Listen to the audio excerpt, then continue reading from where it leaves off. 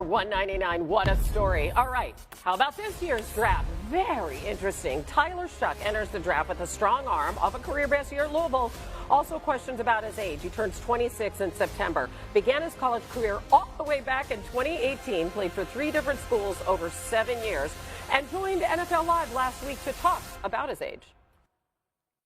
I feel like I have all the physical characteristics, but I've kind of gone through all the mental side of it to where I've had to go through lacks of confidence. I've had to go through, being a transfer, being injured, being cut, and all these things that happen in the NFL.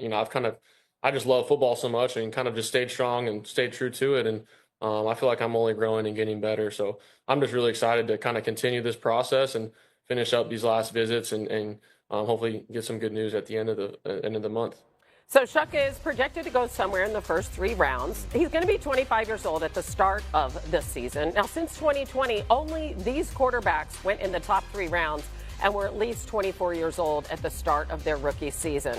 Penix, Nix, Levis, Pickett, all a year younger than Shough. So, Dan, you could look at the fact that age brings experience, I guess. How does all of this play into your analysis? I think it matters. The more you've seen things, the better you are at seeing them in the future. And I understand college and NFL is different, but he still has seen a ton of football. I also like the fact that he's been in a bunch of different programs and a bunch of different conferences. You start in the Pac-12, and all of a sudden it's like, there's a style of football that you're accustomed to there and defenses that you're accustomed to there. And then you go to Texas Tech in the Big 12, and there's a style of offense that is a part of that conference and the type of defenses you see in that conference. And then you go to the ACC, and again, you see a lot of different styles. And so I appreciate that. I also appreciate that it seems like he's handled it all. So all those different coverages and all those different offenses that he's been exposed to can only be a benefit. The question mark that is how much more can he grow? How much more can he be exposed to and stressed from to develop and enhance his game? Or is he near the top? That's something that you got to figure out one-on-one. Yeah, I think, Dan, you put it really well there. When we talk about quarterback age and why it matters so much to teams and the evaluation process, because we look at a quarterback and they play forever, right? Some of them playing until 40. So you think, well, who's the big deal if they're 26 or 23? It's not about longevity. It's about development and evaluation and where they are in that process. Tyler Shough is a finished product in some ways, probably because of his age. Like, to me, he looks more polished on tape than Jackson Dart. He should look more polished than Jackson Dart. He's like 4 years at least older than him. And it does matter to NFL teams because you're not only taking a quarterback for who he is, but for where you think his ceiling is and whether or not he has farther to go.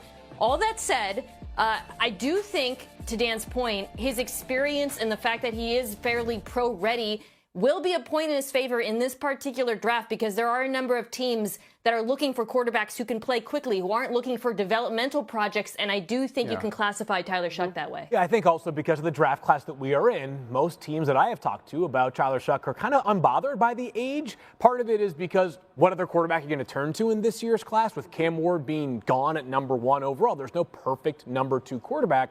On top of that, another thing that I do think he has working in his favor, while he will be older than either of Bo Nix and Jayden Daniels, and those guys had 10 combined years of starting in college before they got to the NFL. Teams are saying part of the reason why they had a ton of success last year, far from the only reason, but a part of the reason is, hey, these guys had seen a lot of stuff and they played a lot of ball, right? Like Drake Bay and Caleb Williams were both true juniors who came out and were 2 of the top 3 picks in last year's class. You saw some mistakes last year that looked, quote unquote, more like rookie mistakes as compared to some of the stuff that you saw that bothered Jayden and Bo Nix, which is part of the reason why I still think there's a real shot that in the first 45 picks, we hear Tyler Shough's name called.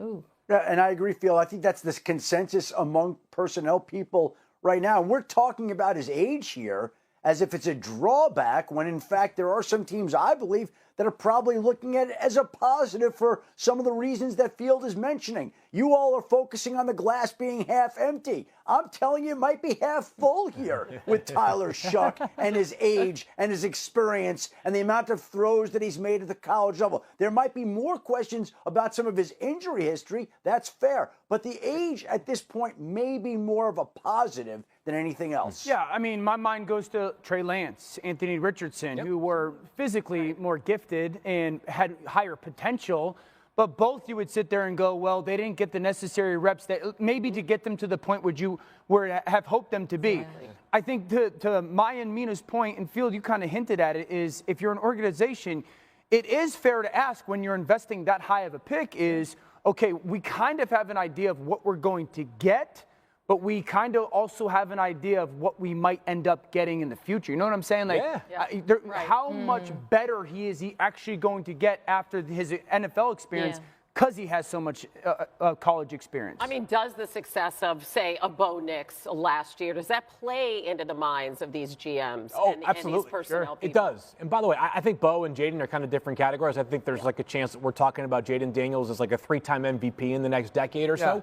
That's a challenge for Bo. Listen, it was a remarkable first season. I will take nothing away from a ridiculously successful playoff season for Bo Nix. The question is, what other levels are there to his game? You're going to see defenses treat Bo Nix a whole lot different this year than they did this past season. Shough, we were looking up his college starts. He doesn't have the most, even though he's been around forever. He actually has 6 less starts than Cam Ward at 32. Shefty? Yeah, well, let's just put his age into perspective with one final note about this. Tyler Shough is actually 2 months older than his friend that he grew up with in Arizona, Brock Purdy. So Tyler Shough is 2 months older than Brock Purdy, as strange as that may sound. Purdy's going into contract number 2. Guys, he was Justin Herbert's backup in college. Exactly. And he just celebrated his first wedding anniversary, by the way. So congratulations on that.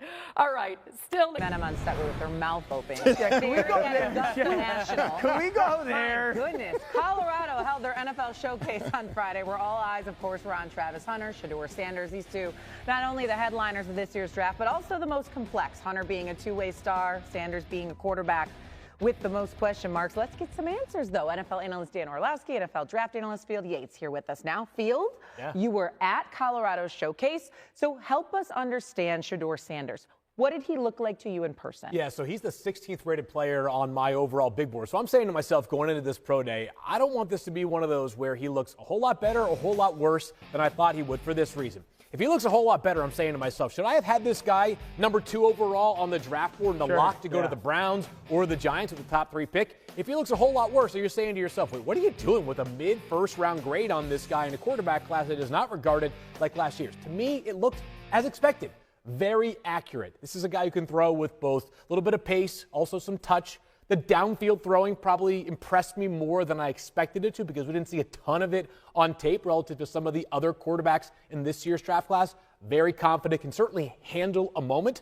Probably 500 people at this pro day, the most I have ever seen at any pro day, and Shedeur Sanders looked completely in control the entire time. If you went to that showcase and expected to be wowed physically, then you have a misconception of who Shedeur Sanders is.